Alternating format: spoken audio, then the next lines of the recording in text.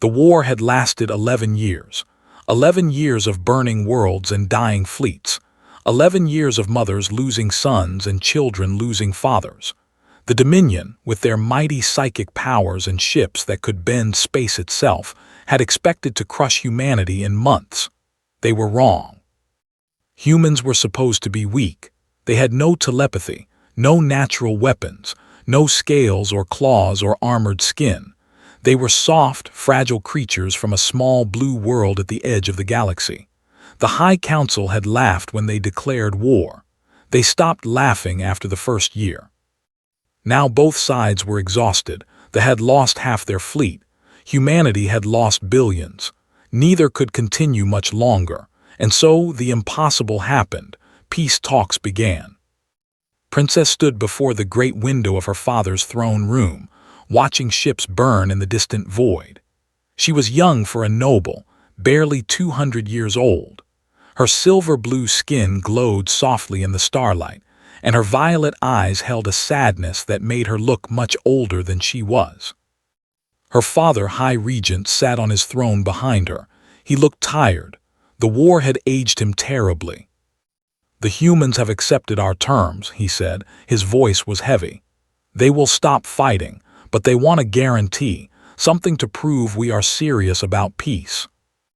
Already knew what he would say. The rumors had spread through the palace for weeks. "They want a marriage," her father continued.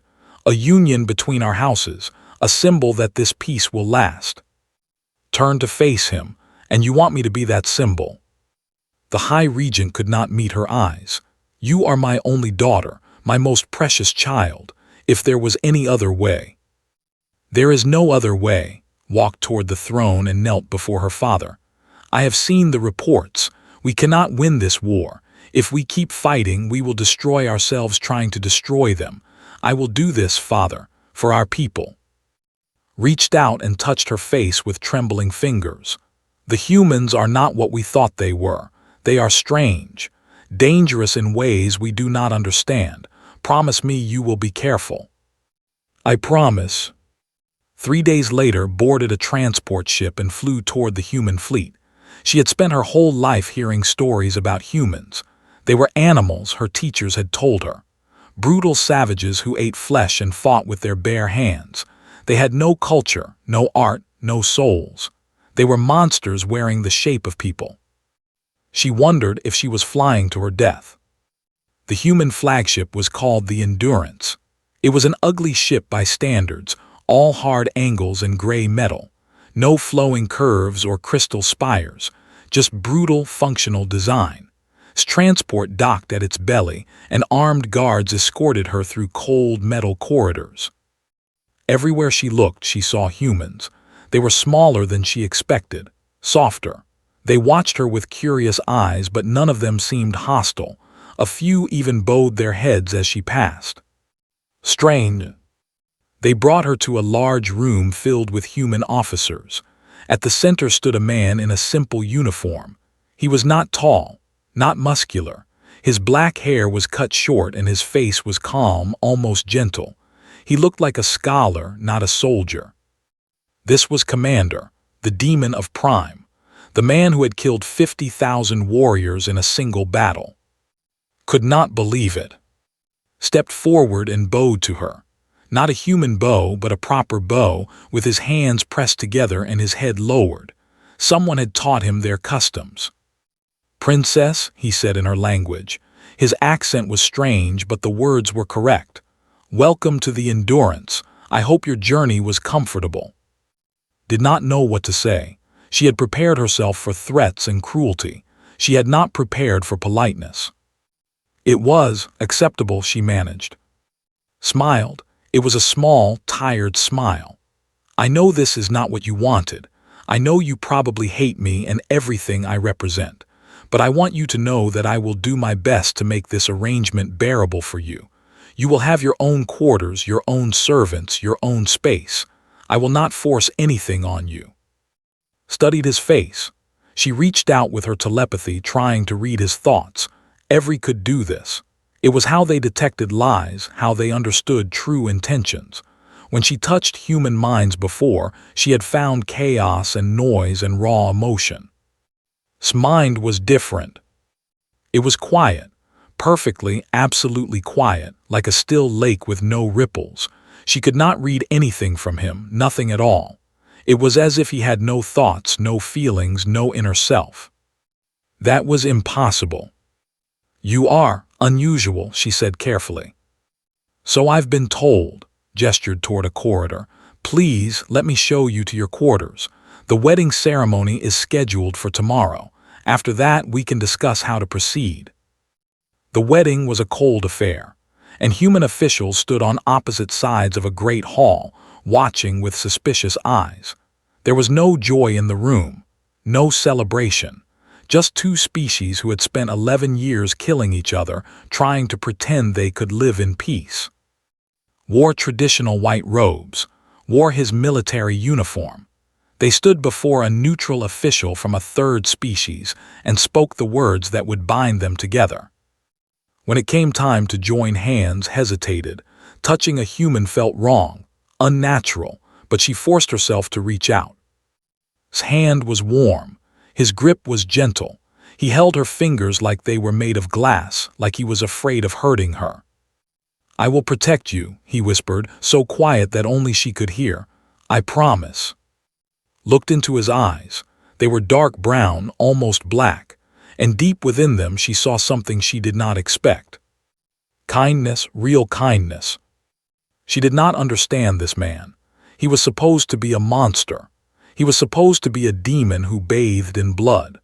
But he held her hand like she was precious, and he made promises of protection, and his mind was so quiet that she could not find even a trace of deception. Who was he really? She did not know, but she intended to find out. The ceremony ended.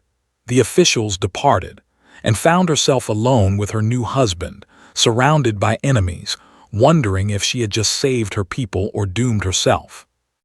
Only time would tell.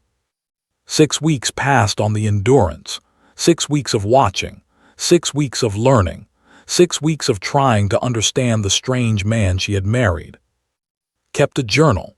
Every night she wrote down her observations about Commander. The list grew longer and stranger with each passing day. He woke every morning at the same time. He exercised alone in his quarters, simple movements that looked almost like meditation. He ate plain food, nothing fancy, usually the same meals as his lowest-ranking soldiers. He spent hours reading reports, signing documents, meeting with his officers. He never raised his voice. He never lost his temper. He moved through his days with a calm that seemed almost unnatural. At night, when he thought no one was watching, he played music. Discovered this by accident. She could not sleep one night and wandered the corridors near their shared quarters. She heard a strange sound coming from his room. It was beautiful, sad. A melody played on some kind of stringed instrument. She stood outside his door and listened until the music stopped. She never mentioned it to him. The crew of the Endurance confused her even more than their commander. They should have hated her. She was. Her people had killed their families, burned their worlds, tried to wipe them from existence. But they did not treat her with hatred. They treated her with respect. Some even tried to be friendly. A young officer named was assigned as her guide. Was a small woman with short hair and bright eyes. She smiled often and talked too much, but found herself enjoying the company. "The commander is a good man," told her one day. They were walking through the ship's gardens, a small room filled with plants from Earth. "Best officer I ever served under. He remembers everyone's name, everyone's story. When my brother died at station, he came to my quarters personally, sat with me for 3 hours, didn't say much, just was there. He does not seem like a warrior," said carefully. Smile faded slightly. "He doesn't like being one, but when he has to be," she shook her head. "You don't want to see it." "What do you mean?" Was quiet for a moment. "There's a reason the enemy calls him the demon.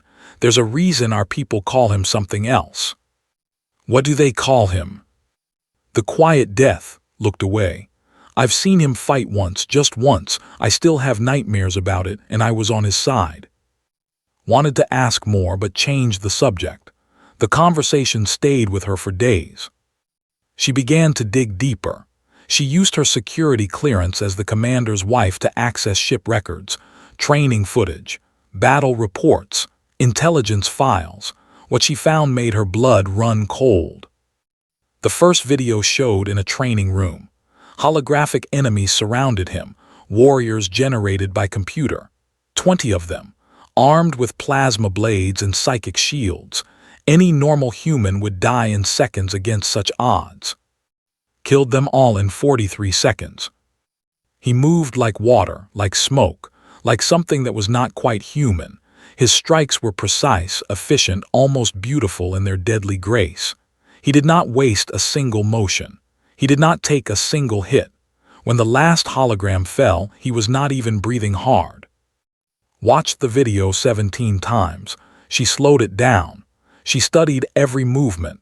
She still could not understand what she was seeing. The battle reports were worse. Prime, the battle that made famous, the battle that made him a demon. The reports said that human forces were outnumbered 10 to 1. They had brought their best psychic warriors who could kill with a thought. The human fleet was crumbling. Defeat was certain. Then boarded the command ship, alone. The security footage from that ship was corrupted. Only fragments remained. But those fragments showed something impossible. A single human moving through corridors filled with soldiers. A single human cutting through elite warriors like they were children. A single human standing in the command center, surrounded by bodies, his uniform soaked in silver blood. The fleet retreated that day. They abandoned their victory and ran, all because of one man. Closed the files. Her hands were shaking. She looked at her husband differently after that. When they ate dinner together, she studied his hands. Those gentle hands that passed her food and poured her drinks. Those hands that had killed thousands. "You are starring," said one evening.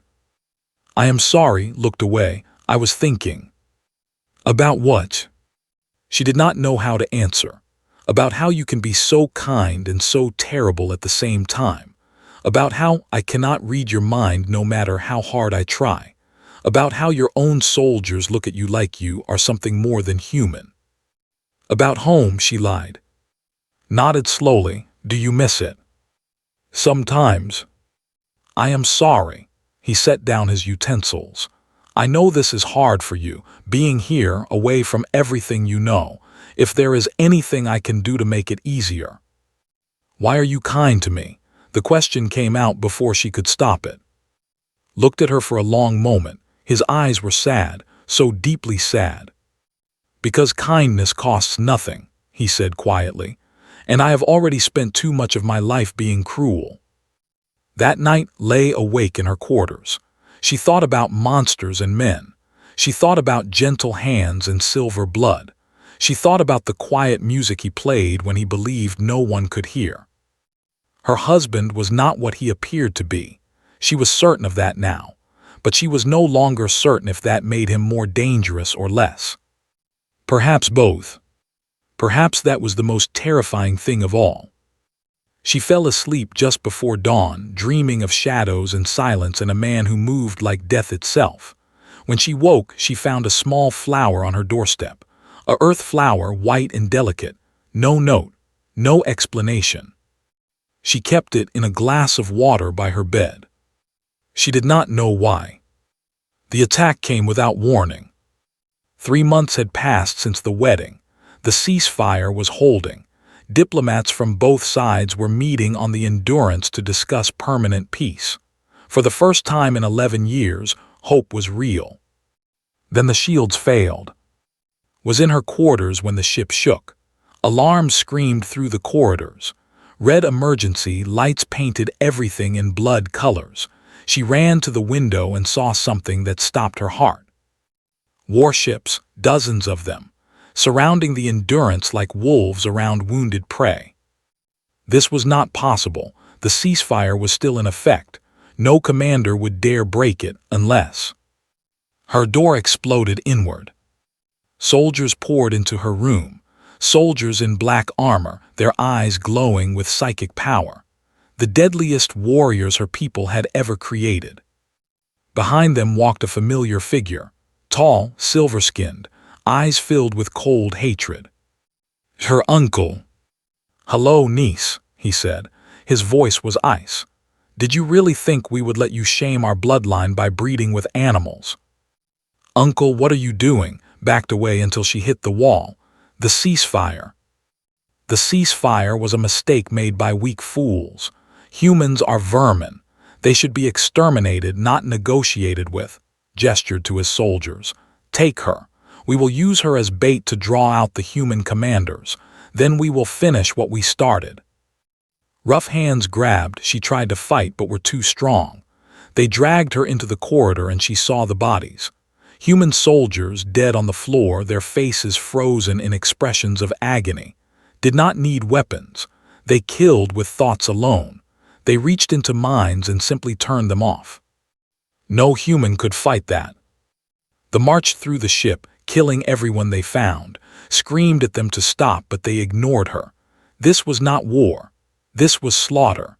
These humans had done nothing wrong.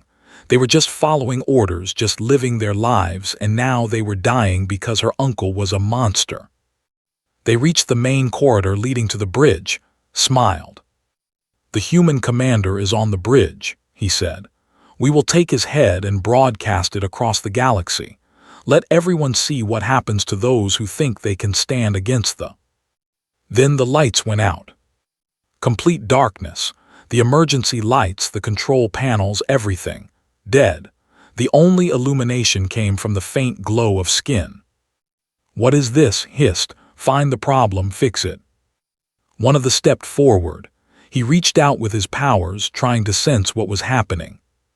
He died first. Did not see it happen. One moment he was standing beside her. The next moment something dark moved through the air and he simply came apart. His body hit the floor in pieces.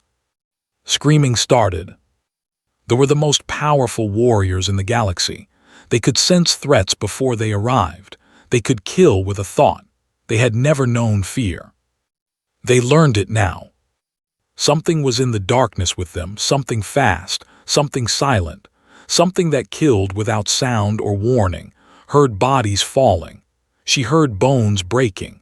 She heard the wet sounds of death again and again and again. Next to her gathered his power. Blue light blazed from his hands as he prepared to unleash a psychic storm that would destroy everything in the corridor. A hand came out of the darkness and snapped his neck before he could release it. The emergency lights flickered on. Sahel. The corridor was painted with silver blood. 20, the deadliest warriors her people had ever created, lay dead on the floor. Some were missing limbs, some were missing heads, some were simply broken, twisted into shapes that bodies should not make. In the middle of the carnage stood. He was covered in blood, his uniform was torn, his eyes were different, cold, empty, ancient. He looked at the bodies around him with no expression at all. One still lived. The warrior crawled across the floor, leaving a trail of silver blood. He raised a trembling hand toward, gathering the last of his psychic power. Looked at him. Just looked. The screamed. He clutched his head, blood pouring from his eyes, his nose, his ears. He screamed and screamed and screamed until his voice broke. Then he went silent, dead. Had never been so afraid in her life. Turned to face her uncle, was pressed against the wall, his eyes wide with terror. All his arrogance was gone, all his hatred. He was just a frightened man facing something he could not understand. "You should not have come here," said. His voice was quiet, calm, terrible. "You should not have hurt my people." What are you?" whispered. Did not answer. He moved forward and flinched back, raising his hands in surrender. Wait, I yield, I surrender. You cannot kill a prisoner, your own laws." "You killed 47 of my crew," stopped in front of him. "You came to murder innocents. You came to restart a war that has already taken billions of lives, and you used your own niece as bait. He reached out and placed one hand on shoulder, gently, almost kindly. I am not going to kill you, said. I am going to send you home, and you are going to tell everyone what you saw here today. You are going to tell them what happens when they attack humans. You are going to tell them what we become when we are pushed too far. Nodded frantically. Leaned close and whispered something in his ear. Whatever he said, it made go pale. The collapsed, unconscious from sheer terror. Then turned to. The coldness faded from his eyes. The monster retreated. He was just again. Kind, gentle, sad, he looked at her with concern. Are you hurt? He asked softly. Could not speak. She could not move. She could only stare at the man who had just killed 20 of the deadliest warriors in the galaxy without breaking a sweat. He stepped toward her and she flinched. Pain flickered across his face. I am sorry you had to see that. I am sorry. He reached out his hand. It was still stained with silver blood. Looked at that hand. She looked at his face. She looked at the bodies around them. And she realized she had never truly known her husband at all. 3 days after the attack, finally found the courage to ask. She found in his quarters. He was sitting by the window, staring at the stars. He looked tired, more tired than she had ever seen him. Dark circles under his eyes, shoulders bent like he was carrying a weight too heavy to bear. He did not look up when she entered. I was wondering when you would come, he said quietly. Closed the door behind her. Her heart was beating fast. Part of her was still afraid of him, but she needed to know. She needed to understand. What are you? She asked. Her voice did not shake. She was proud of that. Was silent for a long moment. Then he sighed and gestured to the chair across from him. Sit down. This is going to take a while. Sat, she waited, continued staring at the stars. What do you know about human history? He finally asked. Not much. Your species is young. You developed space travel only a few centuries ago. That is what we tell everyone. Turned to face her. It is not the full truth. He stood and walked to his desk. He activated a display screen. Images began to appear. Strange images, ancient images. Humans have existed for millions of years, said. We evolved on a world that tried to kill us constantly. Ice ages that lasted thousands of years. Supervolcanoes that blocked out the sun. Asteroid impacts that wiped out most life on the planet. Plagues, famines, natural disasters of every kind. He changed the image. Now it showed early humans, primitive and desperate, huddled around fires in a frozen wasteland. We should have died. Many times we should have gone extinct, but we did not. We survived. Again and again and again. We survived things that would have destroyed any other species. Many species survive hardship, said. That does not explain what I saw. No, it does not. Took a deep breath. What I am about to tell you is classified at the highest level. Only a few thousand humans know the full truth. If you share this with your people. I will not. He studied her face, then he nodded. Evolution is not always slow, he said. Sometimes when a species faces extinction, something changes. Something in the genes activates. A survival mechanism buried deep in the blood. We call it awakening. The images changed again. Now they showed brain scans, genetic sequences, complex scientific data that could not understand. When humans are pushed to the absolute limit, when we face true extinction, some of us change. Our bodies become stronger, faster, more durable. Our minds become sharper. We can process information at incredible speeds. We can predict enemy movements before they happen. We become something more than human. You become weapons, said softly. Yes, his voice was bitter. We become weapons. We become monsters. We become exactly what we need to be to survive. How many of you are there? We call ourselves the remnants. There are perhaps 1,000 of us across all of human space. Most people do not know we exist. We keep ourselves hidden. Why? Laughed. It was not a happy sound. Because we are terrifying. Because if ordinary humans knew what we could become, they would be as afraid of us as our enemies are. Because we do not want to be seen as something other than human. He sat down heavily, like his legs could no longer support him. I did not ask for this, he said. None of us did. I was a normal man once, a teacher. I taught children how to read and write. Then the war came to my world. They burned my city, killed my students. I watched them die and something inside me broke, or maybe it woke up. I became what I am now. Remembered the monster in the corridor. The thing that moved like death and killed without effort. She tried to connect that image to the sad, tired man sitting before her. I have tried to be good, continued. I have tried to use what I am only when necessary. I have tried to stay human, to remember who I was before. But every time I fight, every time I become that thing, I feel myself slipping further away. Is that why your mind is so quiet? Asked. I tried to read your thoughts, I found nothing. The awakened learn to control their minds completely. We have to, otherwise the power would drive us insane. He looked at her with those ancient, sad eyes. But it comes at a cost. We feel things less than normal humans. We connect less easily. We become distant, isolated, alone. Thought about the music he played at night, the flowers he left at her door, the kindness he showed his crew. Were those attempts to stay human, to hold on to something he was slowly losing? The war, she said.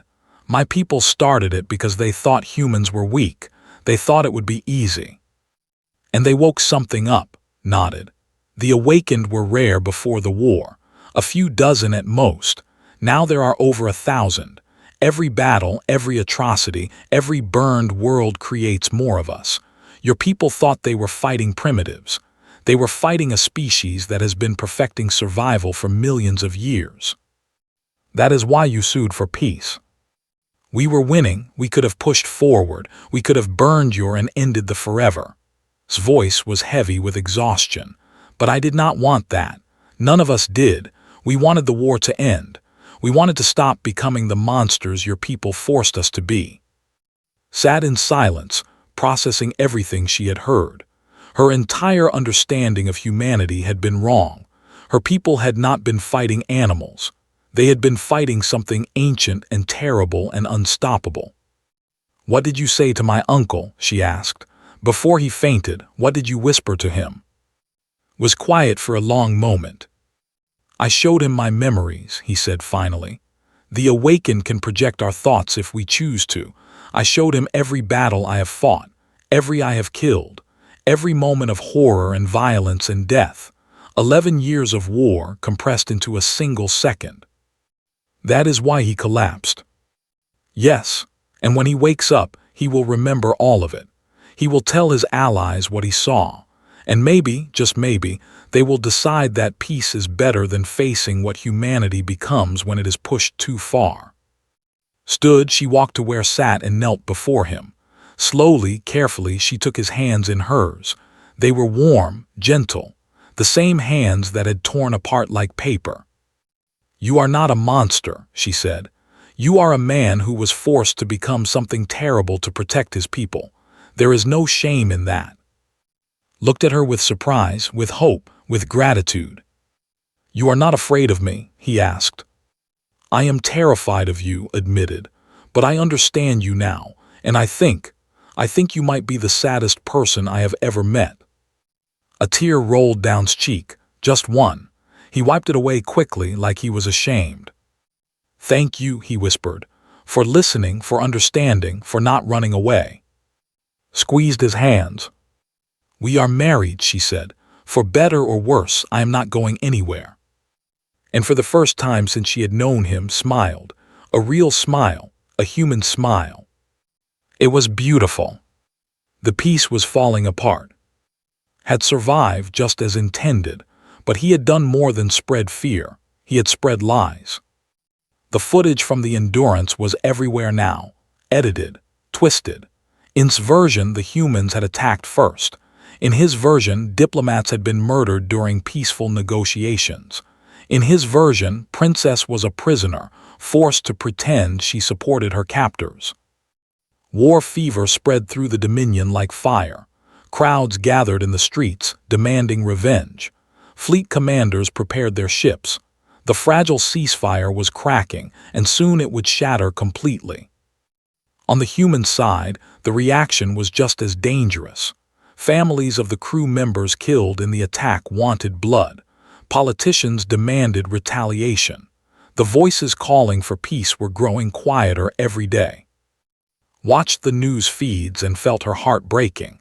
So many had died to reach this moment of peace. So many more would die if the war resumed, and there seemed to be nothing anyone could do to stop it. "There is something," said when she shared her fears, "but it requires a sacrifice I have no right to ask of you." They were in his quarters. Outside the window, both fleets hung in space, watching each other with weapons ready. One wrong move and everything would explode. "Tell me," said. "The Galactic Assembly meets tomorrow. Representatives from every species in the known galaxy.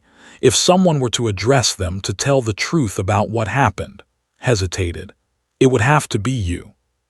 "Me? You are royalty. You were there when the attack happened. If you stand before the assembly and tell them the truth, they will listen. They will believe you. Your own people will have to believe you." Understood what he was asking. If she did this, she would be calling her uncle a liar. She would be siding with humans against her own people. She would be branded a traitor. She could never go home. "And what about the awakened?" she asked. "Do you want me to reveal that secret too?" Was quiet for a long moment. "That is your choice.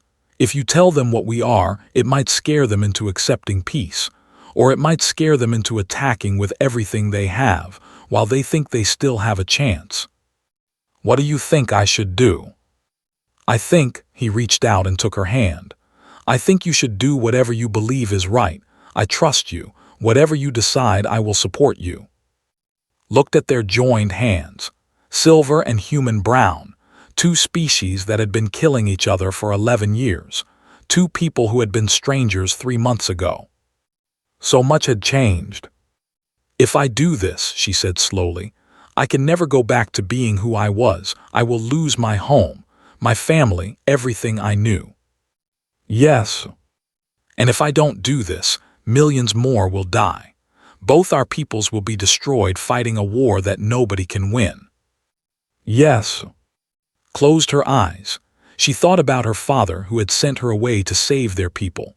She thought about her uncle who would rather burn the galaxy than accept peace with humans. She thought about who played music alone in the dark and cried when he thought no one was watching.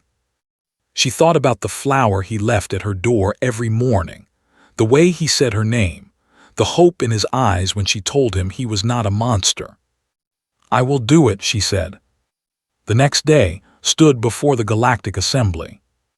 Thousands of representatives from hundreds of species filled the vast chamber, and humans sat on opposite sides, glaring at each other with hatred. The tension was so thick that could barely breathe. But she spoke anyway. She told them about the attack, the real attack. She showed them the unedited footage, the truth her uncle had tried to hide. She showed them slaughtering innocent humans. She showed them her uncle's own words, recorded by ship sensors, admitting that he wanted to restart the war. The representatives shouted in protest. They called her a traitor, a liar, a puppet of human propaganda. Waited for silence, then she told them the rest. She told them about humanity, about survival, about a species that had been crawling out of extinction for millions of years. She told them about the awakened, about what humans became when they were pushed too far. She showed them classified footage that had given her permission to share.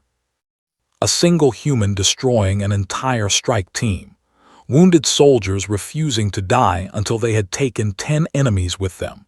Ships ramming into carriers rather than surrendering. An entire species that simply did not know how to give up. You think you are fighting primitives, said. Her voice rang through the silent chamber. You are wrong. You are fighting something that has been perfecting the art of survival since before most of your species existed. Every time you push them, they get stronger. Every time you try to break them, they evolve. She looked at the representatives, her own people, the people who would call her traitor. We cannot win this war. If we keep fighting, we will destroy ourselves trying to destroy them. And even if we somehow succeed, even if we burn Earth and kill every human alive, we will have lost so much that victory will be meaningless. She turned to face the human representatives. But we can choose differently. We can choose peace. We can choose to build something together instead of destroying each other. The humans have already offered this choice. They could have crushed us. They did not. That mercy should be repaid. Stepped back from the podium. She had said everything she could say. The rest was up to the assembly. The vote took 3 hours.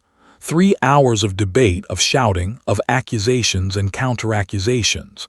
Sat in silence, holding his hand, waiting to learn if her sacrifice had meant anything. When the results were announced, she wept. Peace, real peace. By every species in the Galactic Assembly, the war was over. That night, and stood together on the observation deck of the Endurance. Both fleets were withdrawing.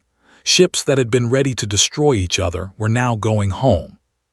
You saved us, said quietly. Both our peoples, you saved us all. We saved each other, leaned against him. That is what partners do. Put his arm around her.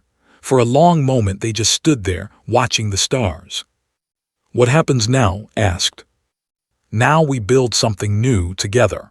He looked down at her. If you still want to stay with me, I know this marriage was political. I know you did not choose it. If you want to leave, I will understand. Reached up and touched his face. The face of a monster, the face of a man, the face of someone who had shown her more kindness than she had ever expected. I am not going anywhere, she said. And when she kissed him, soft and gentle in the starlight, she felt something she had never expected to feel with a human. She felt like she was home. That night, for the first time since his awakening, slept through the night without nightmares. And when he played his music in the morning, he did not play alone. Sat beside him, learning the strange human instrument, filling his quiet quarters with sound and laughter and hope. Outside, the galaxy spun on. There would be more challenges, more threats, more darkness waiting in the void. But they would face it together. And maybe, just maybe, they would build a future worth believing in. The war was over. The real work was just beginning.